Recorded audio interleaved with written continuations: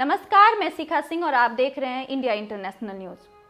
पहले आप ये खबर देखिए और सुनिए। स्कूल में अब बच्चे पढ़ेंगे गीता और रामायण का पाठ, सीएम शिवराज ने किया ऐलान। इस खबर पे चर्चा करने से पहले मैं कुछ और खबरों पे चर्चा करना चाहूँगी। जैसा कि आपको मालूम है कि देश में आजकल एक खबर है जो बहुत सुर्खियां बटोर रहा है, अंधविश्वास और विज्ञान को लेके। टीवी वाले इसको बार बार चला रहे हैं। एक तरफ सुहानी शाह जो मैजिशियन हैं, मेंटल मैजिशियन इसको कहा जा सकता है, मेंटल रीडर जिसको कहा जा सकता है, और दूसरी तरफ धीरेन्द्र शास्त्री हैं जो अपने आप को चमत्कारी और अवतारी बताते हैं। लेकिन ये जो खबर है ये बहुत ज़्यादा सुर्खियों में था। कुछ लोग इसका समर्थन कर रहे हैं धीरेन्द्र शास्त्री का, कुछ लोग इनका समर्थन नहीं कर रहे हैं, कुछ लोग सुहानी शाह के सपोर्ट में हैं। लेकिन इसी बीच एक खबर है, बिहार के जो शिक्षा मंत्री हैं प्रोफेसर चंद्रशेखर, उन्होंने रामचरितमानस पे एक बयान दिया था, जो बयान बाद में विवादित बयान में तब्दील हो गया। उनके सपोर्ट में या कह सकते हैं कि उन्होंने जब पहली बार इस खबर को, इस बात पे बयान दिया, उसके बाद सपा नेता हैं स्वामी प्रसाद मौर्य ने भी इस पे अपना बयान दिया, जो बाद में विवादित बयान में तब्दील हो गया। बात यहाँ पे सिर्फ ये नहीं है कि उस रामचरितमानस पे क्या बोला गया नहीं बोला गया, लेकिन इसी बीच में ये खबर आ रही है मध्य प्रदेश के जो मुख्यमंत्री हैं शिवराज चौहान जो हैं, उन्होंने बोला है कि बच्चे अब रामचरितमानस पढ़ेंगे। तो आप सोच सकते हैं कि ये उनको कटाक्ष कर रहे हैं, उनकी बात नहीं मानने का मतलब सीधे तरीके से नहीं बोल रहे हैं, लेकिन घुमा के या फिर बात को इस तरीके से कह रहे हैं कि हम लोग उनके समर्थन में नहीं हैं। यानी कि जो सपा नेता स्वामी प्रसाद मौर्य ने और बिहार के शिक्षा मंत्री ने बोला है वो इसको नहीं मान रहे हैं। तभी तो इन्होंने मध्य प्रदेश में बच्चों को रामायण पढ़ने के लिए, रामचरितमानस पढ़ने के लिए बोला है कि हाँ आप पढ़ाएंगे। खैर, क्यों मना गया? अब ये सवाल उठता है कि क्यों इन लोगों ने बयान दिया कि इसको बैन कर देना चाहिए। रामचरितमानस का एक दोहा है जिसमें पशु को, नारी को और शूद्र को, जिसे नीची जाति के, पिछड़े जाति के बोले जाते हैं, उसको एक समान माना गया है, मतलब तारण के अधिकारी माना गया।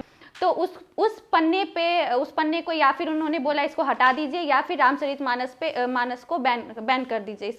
ये किताब बकवास है। तो जिसमें नारी को, शूद्र को और पशु को एक समान माना जाता है, जो सिर्फ तारण के अधिकारी हैं, जिससे कि जो महिलाएं जो हैं, महिलाओं के बारे में, जो नीची जाति के बारे में, पशु को सब एक समान माना गया, जो कि पशु अलग है। मतलब ये सच में किसी का भावना आहत कर सकता है, लेकिन आज तक किसी ने इस पे ध्यान नहीं दिया। लोग पढ़ रहे हैं और बहुत अच्छे से इसको एक ग्रंथ के रूप में माना जा रहा है। लेकिन जहाँ पे महिलाओं का सम्मान जो देश करता है, जो भारत देश महिलाओं को पूजनीय बनाता है, उसी किताब में, उसी का एक जो धर्म ग्रंथ है, उसमें अगर महिलाओं के बारे में इस तरीके का लिखा हो तो ये सच है, सही है कि उन्होंने इसके बारे में सही कहा है। मैं तो उसका सपोर्ट कर रही हूँ कि जो शिक्षा मंत्री ने और सपा नेता ने बोला है, स्वामी प्रसाद मौर्य ने, मैं उसका सपोर्ट कर रही हूँ। लेकिन जो शिवराज सिंह चौहान है, बीजेपी की नेता, बीजेपी का जो राज है, जो हमेशा बेटी बचाओ और बेटी पढ़ाओ और बेटी को इज्जत देने का नारा लगाती है, उसी प्रदेश के जो, उसी राज्य के नेता हैं शिवराज सिंह चौहान, उन्होंने बच्चों को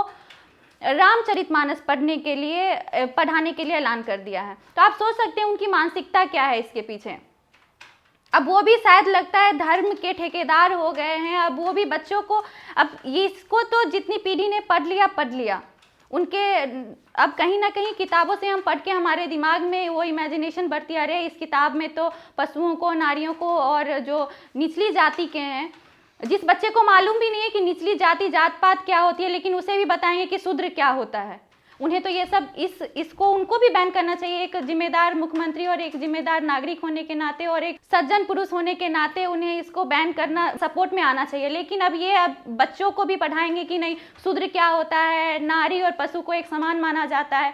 लेकिन मैं शिवराज सिंह चौहान की तारीफ करना चाहूँगी एक बात को लेकर कि उन्हें, जब उनके राज्य में एक बुजुर्ग पुरुष जो है, वो, उनको एम्बुलेंस नहीं मिलता है उनकी पत्नी के लिए, तो वो ठेले पे लेके जाते हैं।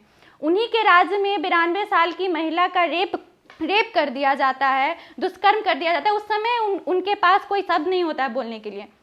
लेकिन जब धर्म के ठेकेदार या जब धर्म के मामले में कुछ होता है तो वो तुरंत ऐलान कर देते हैं। तो मैं शिवराज सिंह चौहान से एक रिक्वेस्ट, जितना आप तेजी इस सब चीज़ में करते हैं, धर्म के मामले में धर्म के ठेकेदार बन जाते हैं, आप रामचरितमानस को बच्चों को पढ़ाने के लिए आप तुरंत इसमें ऐलान कर दिए, तो आप तब कहाँ रहते हैं जब आपके राज्य में जब एक बुजुर्ग के साथ बलात्कार किया जाता है, दुष्कर्म किया जाता है, उस समय आप चुप क्यों रहते हैं? मैं आप लोगों से सवाल पूछ रही हूँ, क्या ये सही कर रहे हैं? क्या रामचरितमानस को सच में बैन कर देना चाहिए? क्या रामचरितमानस में जो पशु, दलित, नारी के बारे में जो व्याख्यान किया गया है वो सही है या गलत है? आप अपनी राय कमेंट बॉक्स में दे सकते हैं। तब तक के लिए धन्यवाद।